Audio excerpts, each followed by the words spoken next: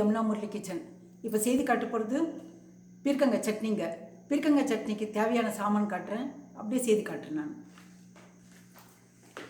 பீர்க்கங்காய் பாருங்கள், நேற்று நான் கட் பண்ணி வச்சுருந்தேன் இல்லைங்களா, பீர்க்கங்காய் பஜ்ஜி செஞ்சேன். அது மேலே தோலை வந்து சீவி கழுவி எடுத்து வச்சுருக்கேன். நான் அது பீர்க்கங்காய் மேலே தோல் பார்த்தீங்களா, இந்த மாதிரி சீவி எடுத்துடணும். கொத்தமல்லி தழை, கொஞ்சமாக புளி போட்டால் போகிறோம். 5 மிளகா போட்டிருக்கேன் நான். இது ஒரு பீர்க்கங்காய்க்கு. கொஞ்சம் கருவேப்பிலை தழை, உளுத்தம்பருப்பு, கொஞ்சம் தேங்காய். இப்போ செய்து காட்டுறேங்க. கடாய் வச்சு நல்லெண்ணெய் ஊற்றுறேங்க.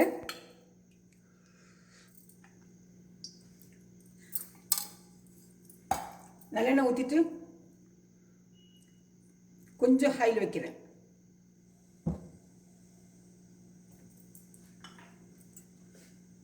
எண்ணெய் காஞ்ச உடனே உளுத்தம்பருப்பு போடலாங்க.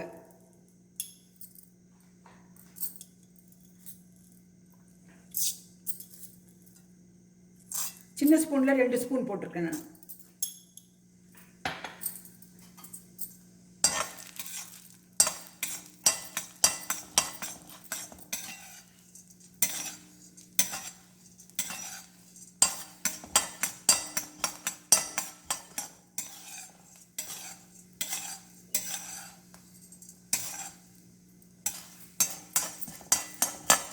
கொஞ்சம் ப்ரௌன் ஆகிற வரைக்கும் ஆகட்டுங்க.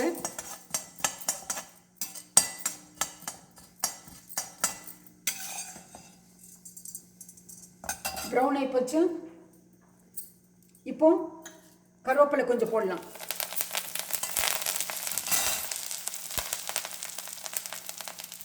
அஞ்சு பச்சை மிளகாய் போட்டுக்கோங்க.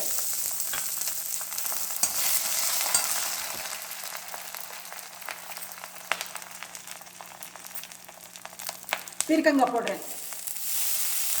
சீனி இருக்குது.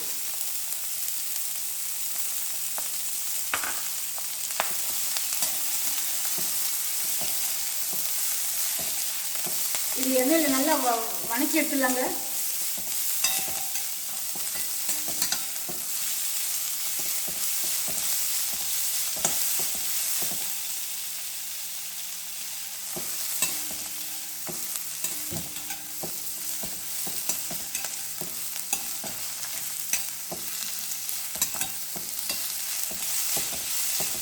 இதை நல்லா வதக்கிடணுங்க. பச்சை வாடை போகிற வரைக்கும். பச்சை வாடை போகணுங்க.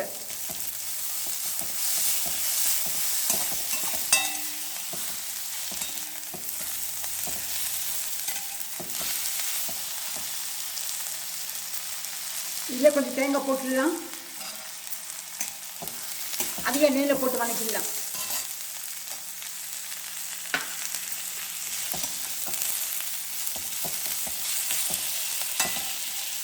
நிறைய நார் சத்து இருக்குங்க. தோலை நிறைய சத்து இருக்கு. பீர்க்கங்காய் தோலை வந்து பீர்க்கங்காய் முழுசு அப்படியே கழுவிட்டு அப்புறமா தோல் சீவுங்க. சீவி எடுத்து வச்சுக்கோங்க.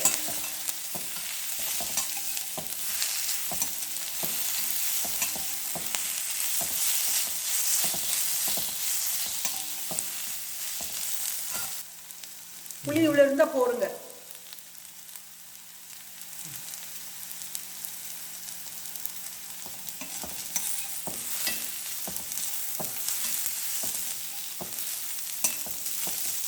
தேவையான உப்பு போட்டுக்கலாம்.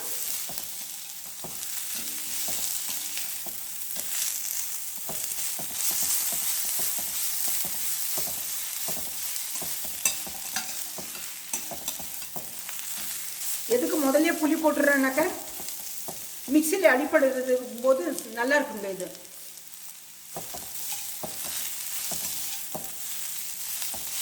பார்த்தீங்களா, இந்த மாதிரி எண்ணெய் நல்லா வறுத்து எடுத்துக்கணும். ஏன்னா இது வேக வைக்கிறது இல்லைங்களே, தண்ணி ஊற்றுறதெல்லாம் ஒன்றும் கிடையாது. சட்னி தானுங்க.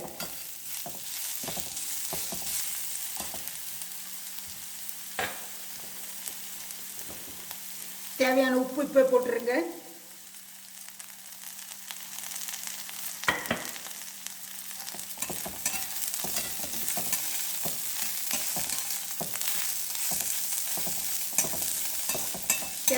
போட்டுட்டு ஆஃப் பண்ணிடலாம். இது நல்லா வறுத்துட்டு பீர்க்கங்காய் வறுத்துருந்தாக்க எண்ணெயில் துவையல் தானுங்க இது. பாருங்கள், ஆஃப் பண்ணிவிட்டு இந்த கொத்தமல்லி தழை போட்டுடுறேன். இப்போ இந்த சூட்லேயே வறுத்துடுறேன்.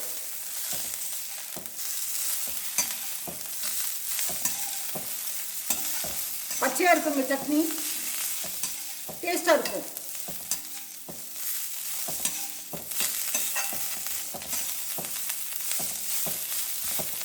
சூட்டை தான் இது வறுத்துக்கணுங்க. கொத்தமல்லி தழை முதல்ல போடக்கூடாதுங்க.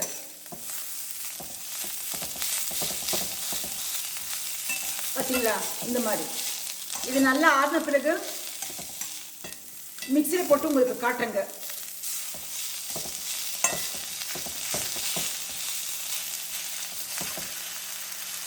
இது அப்படியே விட்டுடலாம். ஸ்டவ் முதல்ல ஆஃப் பண்ணியிருக்கேன்.